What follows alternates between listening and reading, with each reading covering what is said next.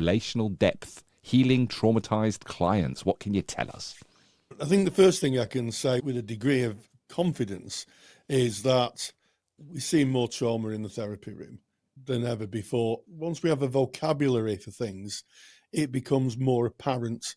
And I think trauma is something that's come into the consciousness of people, not only the word itself, but also how it represents in people.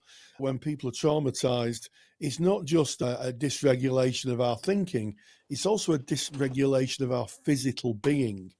And this is something that's become more and more apparent through the years with people like Bressa van der Kolk, who has written enormous amounts of information on how the body reacts to trauma. Trauma is embedded in the body.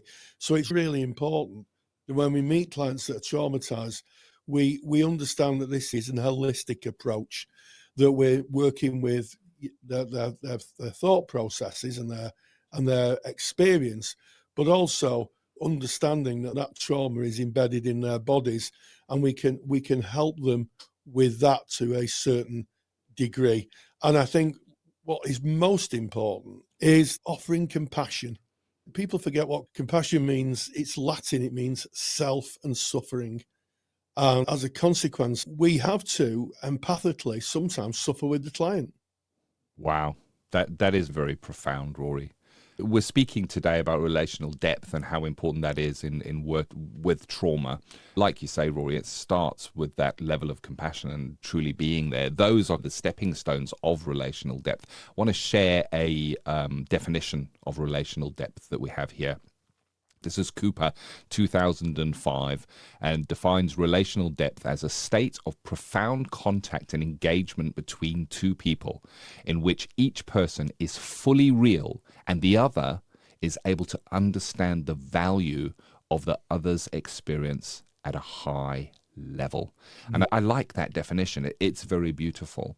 And if we look to the theory of person-centered counseling, one of the conditions for facilitative change requires us as the counselors to be congruent or real within the relationship. But there's also a suggestion that maybe the client will be in a state of incongruence at times. And I'm putting in at times because relational depth, it really is. It's that magical, almost undescribable being in the flow where you both meeting. It's humanity meeting humanity. It's a very real and deep connection and really valuable if we're working with trauma. Absolutely. When we start to work with clients with trauma, we're working beyond empathy. We're moving into a phenomenological realm where we're experiencing the clients at a number of levels and points. I can't emphasize enough that part of relational depth is moving with the client.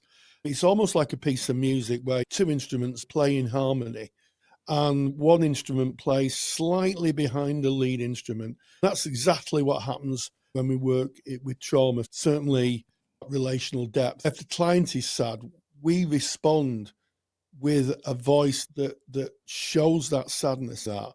If the client feels joy at something, a breakthrough maybe, we reflect that joy. And that speaks to that unconditional positive regard, which just isn't in person-centered therapy. I was reading some work on Heinz Kohut, and he was saying much the same thing. We meet with unconditional positive regard. We meet the client where they are and work with who they are and their experiences.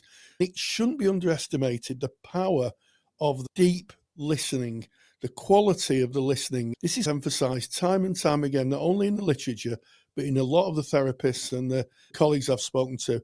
The quality of the listening, the quality of the responses is so important because that person is sharing a incredibly difficult part of their existence with another. And you have to be there.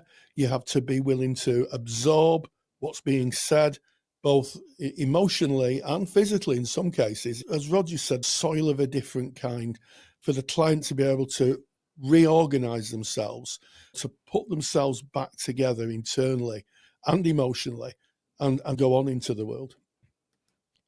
I love that soil of a different kind. And It is rare indeed. You were speaking about the quality of the listening, and it just made me smile when I started my studies. If you'd have told me that there was different qualities to actually listening to somebody, I think that I would have gone, oh, come on. But having gone through the training, seen that in action and felt it myself, it is so important. It comes with practice and a maturity within your practice, that there are different depths at which we can listen. As you're speaking about this relational depth, we need to recognize what trauma is and how it presents. I want to speak about the enemies to that relational depth, and that would be the disintegration. Trauma causes disintegration of self and of nervous system regulation within the client. The other one is the triggers. And we spoke about this when we were speaking about neurodivergence, how we would be mindful of potential triggers like perfume in a room or heavily scented flowers or something like that. Triggers, sensory triggers, smell, sound can cause clients to relive that trauma. So what we're looking to do is, first of all, understand those. And rather than disintegration, which is the enemy of relational depth, we're looking for integration, aiming to integrate the fragmented parts of the traumatized self and welcome them all into the therapy bubble. And how do we do that? We do this through an embodied presence.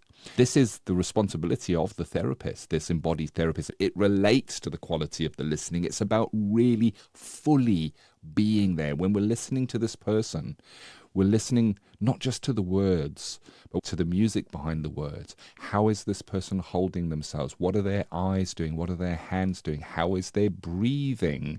How are they presenting as a whole? We can enhance our embodied presence through understanding ourselves, our practice, and what we're looking at. There's a beautiful exercise we can do within the session with the client. The first is our posture. How are we sitting? Where are our feet? Feet firmly on the ground gives you a grounding of self. Feeling your back, being mindful in the moment. I can feel my back on the chair that I'm sitting on right now, Rory, but I have to be mindful and present to feel that. So it's being fully present within the room. As therapists, we can use breath work to bring ourselves into the here and now. When we want to be fully engaged and right there with that client, just concentrating on how we are breathing, feeling the breath go in and out of our nose. You'd think that it would be a distraction, but it's not. It grounds us in the present moment because you can't be somewhere else if you're watching that breath coming in. That embodiment gives us a few little tools or little techniques that we can use to make sure that we are fully there for the client. What's important to bring this topic to a close, Rory? I think that to work effectively with clients who are presenting with trauma, there's a number of aspects to ourselves that we need to look at. First of all, clients will project onto us. I remember supervising someone many years ago, a female supervisee, and the client said to her, "I've been let down by women like you." And she was knocked back by that. Coping with that projection and being able to absorb it is so important because the clients will feel disappointment, they'll feel pain, and they'll project it out. It's really important that we're very present, robust in the therapy room. You spoke about being firm in the chair. What you were talking about, Ken, is being regulated. One person in the room in trauma work has to be fully regulated, and that's the therapist. I also think avoiding rescuing tendencies, certainly in the early forms of therapy, where clients talking about what might have happened, not trying to jump in and fix. It's important to allow clients to process their trauma without fixing them. Because what happens is if you're fixing, you effectively discount what they're saying. You say, well, you could try this or you could try that. And the full story and the process they're engaging with is halted. And it needs to move forward. It needs to come out. Avoid going very quickly in with interventions or fixes. And also managing personal dysregulation. Recognize your process. I have heard some quite frankly, terrifying stories through my 20 years of being a therapist. And one of the things I was very grateful for was personal development, groups being able to separate out what was my stuff and what was the client's. Also really good supervision to allow me to put a respectful distance between myself and the client for my own well-being, and that really speaks to regulating your own nervous system, speaks to maintaining a stable therapeutic presence.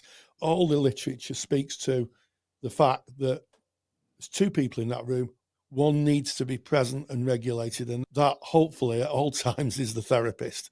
Because if the two people become dysregulated, then you're going to get two very unwell people. So don't underestimate personal development. Don't underestimate good supervision. And I would say don't underestimate looking at the client load you're taking on and how many traumatized clients you're working with. It's usually good to spread the load out a bit so you're not facing trauma every time. Thank you, Rory.